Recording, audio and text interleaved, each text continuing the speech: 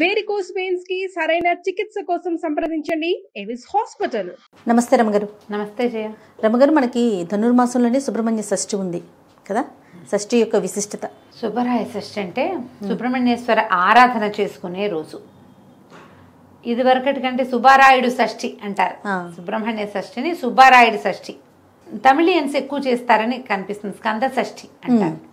మన వైపు సుబ్రహ్మణ్య షష్ఠిగా చెప్తాం. కంద అని రాస్తారు కానీ కంద కదది, స్కంద షష్ఠి. అయితే నాగుల చవితి నాడు ఆచరించలేని వాళ్ళు స్కంద షష్ఠి నాడు చేసుకోవటం ఒక పద్ధతి. స్కంద షష్ఠే చేసుకోవచ్చు మనం. స్కంద ఆరాధన సంతానప్రదం. రెండోది కుమారస్వామి శుద్ధ జ్ఞాన స్వరూపుడు. సుబ్రహ్మణ్యుడు జ్ఞానస్వరూపుడు.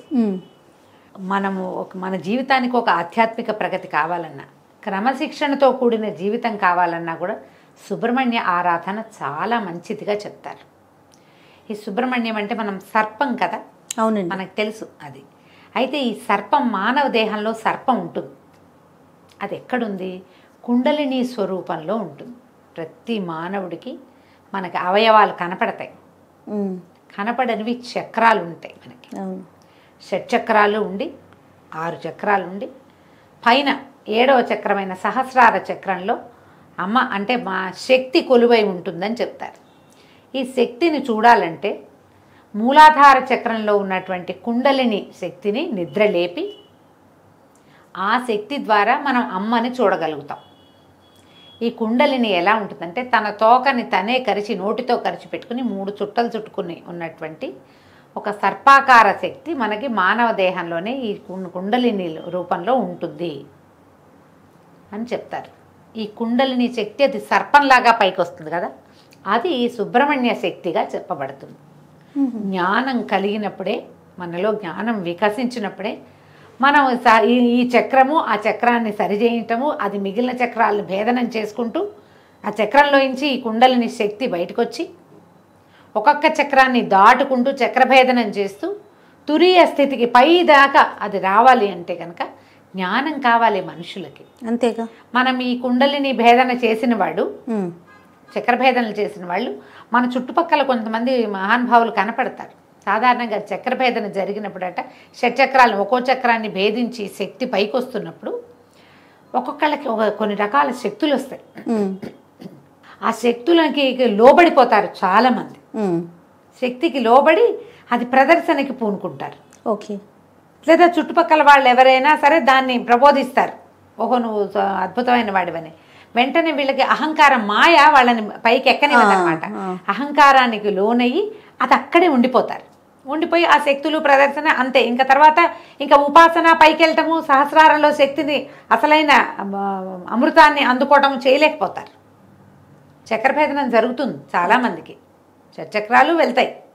కానీ ఎక్కడ ప్రతి చోట వచ్చేసరికి ఒక్కొక్క చక్రభేదన జరగంగానే ఒక్కో రకమైన శక్తి ఆవిష్కారం జరుగుతుంది. ఆ జరిగిన శక్తి ఆవిష్కారానికి లోబడి మాయకి లోబడి ఉన్న వాళ్ళు అక్కడే ఆగిపోతారు. సుబ్రహ్మణ్య ఆరాధన వల్ల మాయని తొలగించుకుని మనం మనుషులు ఆ అమ్మవారిని చూడగలుగుతారు, అమృతత్వాన్ని సాధించగలుగుతారు. మనకు ఎంతోమంది గురువులు చాలామంది కనిపిస్తారు. వీళ్ళందరూ కూడా అంటే చాలామంది జనాల్ని ఆకర్షించగలిగిన వాళ్ళు, ఎక్కువ మంది జనాలు వాళ్ళ చుట్టూ చేరుతారు. వీళ్ళకి వాళ్ళంతటా వాళ్ళకే సహజంగానే చక్రభేదం జరిగిన వాళ్ళు అయి ఉండొచ్చు, లేదా ఉపాసన ద్వారా చక్రాలని భేదించిన వాళ్ళు కూడా అయి ఉండొచ్చు. ఎప్పుడైతే జనము గుమికూడటము చాలామంది వేరే రకరకాల మార్గాలు వచ్చినాయో, ఏ స్థాయికి వెళ్ళారో ఆ స్థాయిలో ఉండిపోతారు. మనం ఎంతోమందిని గమనిస్తాం, పెద్దవాళ్ళని చూస్తాం, వాళ్ళలో విపరీతమైన జనాకర్షణ ఉంటుంది. వాళ్ళు ఏం చెప్పినా వింటారు జనం. అవును, వాళ్ళ వెనకాల పరిగెడతారు, వాళ్ళనే పరమ గురువుగా భావిస్తారు కూడా. ఎంతమంది కనిపిస్తారు వాళ్ళలో కూడా. ఇప్పుడు ఈ అమృతత్వాన్ని సాధించి మనుషుల కోసం ఇలా ఉన్నవాళ్ళు కొంతమంది ఉండుండొచ్చు మహానుభావులుగా, లేదా అమృతత్వాన్ని సాధించలేక ఎంత మటుకు వెళ్ళారో అక్కడే ఆగిపోయిన మహానుభావులు కూడా కొంతమంది ఉంటారు. ఎవరైనా మహానుభావులే, అందులో తేడా ఏం లేదు. కాకపోతే వాళ్ళు ఎంతవరకు వెళ్ళారు, ఇంకా ఎంత వెళ్ళాలి అనే జ్ఞానాన్ని సుబ్రహ్మణ్యుడు ప్రసాదిస్తాడని చెప్తారు. మనం ఇప్పుడు మామూలు మనలాంటి వాళ్ళకి ఏం తెలిసాయా? ఇవన్నీ విని తెలుసుకుని చదువుకుని అంతే. ఈ చక్రము భేదించడం అంటే ఏమిటో సాధారణ మనుషులకు అర్థమే కాదు. అవి నాకు అయిపోయింది అనుకుంటారు. అయిపోయిందంటే అవదు, అది నాకేమీ కాలేదనుకుంటే అయినట్టు. ఏమీ అవదు, దానికి సమయం పడుతుంది. కానీ ఆధ్యాత్మికమైన ఆలోచనలు, స్పిరిచువాలిటీ వేరు, మనకి డివోషనల్ వేరు కదా, నీకు తెలుసు కదా. అవునండి. భక్తి వేరు, ఇది వేరు. స్పిరిచువల్ థింగ్ అనగానే ఆత్మకి సంబంధించిన జ్ఞానం వేరు, దీన్ని దాటింది.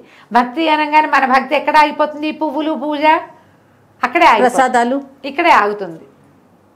దాన్ని దాటి ముందుకెళ్ళటం అనేది సుబ్రహ్మణ్య ఆరాధన వల్ల మనకి లభిస్తుంది. ఈ సుబ్రహ్మణ్య ఆరాధన కూడా ఏదో శ్రోత్రియంగా ఏది కనపడుతుందో దాన్ని చేయటం కాకుండా ధ్యానము, తదేక దీక్ష, ఇవి చాలా అవసరం. తరచుగా సుబ్రహ్మణ్య దేవాలయాలు దర్శించే వాళ్ళకి ఆత్మజ్ఞానం వైపు దృష్టి వెళ్ళటానికి అవకాశం ఉంది. ఆయన్ని ఆరాధిస్తే మన ఆధ్యాత్మిక ప్రగతి బాగుంటుంది. దానికోసమే కాకుండా లౌకిక జీవనానికి కావలసినటువంటి సంతానోత్పత్తికి సుబ్రహ్మణ్యుడే అధిదైవం. సంతానం కావాలంటే సుబ్రహ్మణ్యుని ఆశ్రయిస్తే సంతానం కలుగుతుంది. జాతకంలో నాగదోషాలు అవి ఉంటే, కుజదోషము, నాగదోషము కనపడుతుంటాయి, వాళ్ళు తప్పకుండా సుబ్రహ్మణ్య ఆరాధన చేయాలని చెప్తారు. సమీపంలో ఉన్న ఎక్కడ నాగనాథులు ఉంటారు, ఎక్కడ నాగప్రతిష్టలున్నా అక్కడ పూజించటం. సర్పారాధన, నాగారాధన చాలా మంచివి. సుబ్రహ్మణ్య స్తోత్రాలు కూడా కొన్ని అద్భుతమైన స్తోత్రాలనే, సుబ్రహ్మణ్య భుజంగ ప్రయాతము, సుబ్రహ్మణ్య అష్టకం, సుబ్రహ్మణ్య సహస్రనామాలు, సుబ్రహ్మణ్య అష్టోత్తరము, ఏది సులువుగా మీకు చేసుకోగలిగితే అది చేసుకోండి. సుబ్రహ్మణ్య అష్టకం చాలా సులువు, 9-10 శ్లోకాలు చక్కగా నోటికి వచ్చేస్తాయి. రోజు చదువుకుంటే సంతానార్థులైన వాళ్ళకి మంచి ఉపయోగిస్తుంది. మీరు ఏదైనా చేయించుకుంటారు, IVFలు అవి ఇప్పుడు బోల్డ్ వచ్చినాయి కదా, అవి సక్సెస్ అవ్వాలన్నా భగవత్ సహాయం కావాల్సిందేనమ్మా. ఖచ్చితంగా అండి కదా. అందుకని మీరు సుబ్రహ్మణ్య అష్టకం చదువుకోండి, చదువుకుని ఏదైనా చేయించుకోండి. వైద్యానికి వెళ్తున్నారు, అదొద్దు, ఏ హోమియోపతి మందే వేసుకుంటున్నారు, అప్పుడు కూడా సుబ్రహ్మణ్య ఆరాధన చేసుకుంటూ హోమియోపతి వైద్యమే చేయించుకోండి. దానికి వెళ్ళినా దీనికి వెళ్ళినా ఎప్పుడు కూడా భగవత్ సహాయం తీసుకోదలిస్తే సుబ్రహ్మణ్యుడు దీనికి అధిదైవంగా ఉంటాడు. వివాహాలు ఆలస్యమైనా, తరచు సంతానం లేట్ అయినా, లేదా అబార్షన్లు అయిపోయే వాళ్ళు చాలా మందికి, మిస్క్యారేజెస్ అయిపోతుంది, కొంతమందికి ఎక్టోపిక్ ప్రెగ్నెన్సీ లాంటివి వస్తాయి, వాళ్ళకు కూడా సుబ్రహ్మణ్య ఆరాధన మంచిది, స్కందారాధన మంచిది అనేది మనం ఎప్పుడు చెప్తూనే ఉంటాం. ఎందుకంటే ఈ స్కందుడు ఎన్ని చోట్లకో మారి ఎక్కడ ఇది కాకుండా జన్మించాడు. ఎన్ని ప్రతికూల పరిస్థితులు వచ్చాయో ఆయన పుట్టుక్కి, అమ్మా నాన్నని కలవనివ్వల దేవతలందరూ కలిసి, సహజంగా ఆయన పుట్టలేకపోయాడు, సహజంగా జన్మించల. శివవీర్యాన్ని శక్తిలో నిక్షేపితం చేయలేకపోయారు, పార్వతిలోకి రానివ్వల దాన్ని. ఆ శివవీర్యం భూమి మీద పడింది, అగ్నిదేవుడు భరించాడు, అక్కడి నుంచి గంగానదిలోకి చేర్చారు.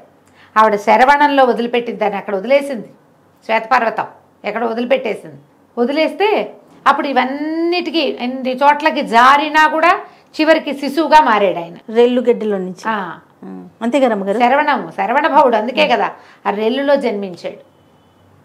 ఇన్ని చోట్లకి మారినా జన్మ మాత్రం కుదిరింది. ఆయన తారకాసుర సంహారం చేశాడు. తారకాసుర సంహారం కోసం జన్మించిన వాడు ఈయన. అంటే ఏదో ఒకటి సాధించడానికి పుట్టాడు. ఆ పుట్టడానికి ఇన్ని స్థలాలు మారి కూడా స్కందుడై జారిపడినా కూడా జీవించే ఉన్నాడు ఆయన. అంత బలమైన వాడు కాబట్టి ఆయనని ఆరాధిస్తే మనకి ఏదైనా ఇబ్బందులు ఉన్నా కూడా సంతానం కుదురుతుంది. అవకాశం ఉన్న వాళ్ళు సుబ్రహ్మణ్య ఆరాధన చేసుకోండి. ఈ సుబ్రహ్మణ్య షష్ఠిని సుసంపన్నం చేసుకోండి. ఒకవేళ చవితినాడు చేస్తే ఇది చేయకూడదని కాదు, చేసినా షష్ఠి పూజ చాలా మంచిది. దీనికి సులువుగా చేసుకునే విధానం ఏంటి, ఇంట్లో మీరు సుబ్రహ్మణ్యుడు వచ్చిన బాలసుబ్రహ్మణ్యం పటాలు దొరుకుతాయి. చక్కగా చిన్న మొహంతో పిల్లవాడు కూర్చున్నట్టుగా కనపడుతుంది. ఓ నెమలి సర్పము కనపడుతుంటాయి, వేలాయుధం కనపడుతుంది, ఫోటోలు కనిపిస్తాయి. బాలమురుగన్ని తెచ్చి ఇంట్లో పెట్టుకోండి అమ్మ. తెల్లటి పువ్వులతో అర్చన చేసుకోండి. 108 నామాలు చదువుకోవచ్చు. తెల్లటి పువ్వుల దండ గుచ్చి వేయండి. తర్వాత చలిమిడి, చిమ్మిరి లాంటివి నివేదన చేయండి. పాలు పోయచ్చు. చిన్న వెండి పడగ తెచ్చుకుని ఆ పడగను పెట్టుకుని నామాలు చదువుతూ పడగకి పాలు పోయండి. ఎక్కడైనా పుట్ట ఉంటే దగ్గరలో పుట్టలో పాలు పోసిరండి. నాగప్రతిష్టలు దేవాలయాల్లో రావి చెట్టు కింద కనపడతాయి, అక్కడ కాసిన పాలు పోసేయకండి, పోయండి కాసిని. చిన్న అంత వెండి గిన్నెడు, వెండి గ్లాసెడు పాలు చాలు. ఉద్ధరణతో పోస్తే ఒక 11 సార్లు 11 ఉద్ధరణలు, అంతకంటే అవసరం లేదు. పుట్టలో పోస్తే 3 ఉద్ధరణల పాలే పోయమని చెప్తారు, అంతకంటే అక్కర్లా. ఆవు పాలు పోయింటే అవి శ్రేష్టం. మీకు అవకాశం ఉంటే చిమ్మిడి చలిమిడి చేసుకోండి.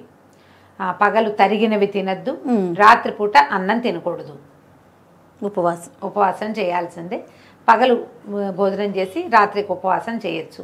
కొన్ని చోట్లయితే మొత్తం 2 పూట్ల చిమిడి చలిమిడి తినే ఉంటారు. మీ ప్రాంతాల వారీగా ఏం చేస్తారో అది చేయండి. మీ ప్రాంతాల్లో ఏ పద్ధతులు లేకపోతే నేను చెప్పిన సులువైన విధానాన్ని పాటించండి. 2 టమాటాలు చిదిపి పప్పులో వేసుకోండి, ఒక టమాటా చారు పెట్టుకోండి, పగలు భోజనం అయిపోతుంది. క్యాలీఫ్లవర్ లాంటివి ఇట్లా తుంపితే కూర అయిపోతుంది. అవునవును. చాకులతో కొయ్యొద్దు అని చెప్తారు. మరి ఎందుకు చెప్తారో తెలీదమ్మా. నేను మా పుట్టింట్లో అత్తారింట్లో కూడా అదే విధానం, నాకున్న విధానాన్ని నేను మీకు చెప్తున్నాను. అంటే మీకు ఏదైనా విధానం ఉంటే అవి పాటించండి, కుటుంబ విధానం ఉంటే పాటించుకోండి. మీకేమీ లేదు మీరు చేయాలని భావిస్తే కనుక ఇలా చేసుకోవచ్చు. రాత్రికి ఆ చిమ్మిరి చలిమిడి తినండి. ఏదైనా ఒక పండో ఫలమో, అరటిపళ్ళు మంచిదమ్మా, ఈ కోసుకునే పళ్ళు అవి తినకండి. చాకు ముట్టుకోవద్దు, అదే రూల్. కొయ్యొద్దు, కత్తిపి చాక కాకపోతే కత్తిపిటితో కొయ్యచ్చా అని అడగండి. తరిగేవి కోసేవి పనికిరావు. సుబ్రహ్మణ్య భుజంగ ప్రయాతం కొంచెం టఫ్, కానీ అది చాలా బలమైంది, మంచిది అని చెప్తారు. ఎవరైతే ఉపాసనా మార్గంలోకి వెళ్ళాలనుకుంటున్నారో వాళ్ళు సుబ్రహ్మణ్య భుజంగ ప్రయాతాన్ని రోజు చదువుకోవటం వల్ల ఆధ్యాత్మికమైన ప్రగతి కొంత ముందుకెళ్తాం మనం సాధనలో.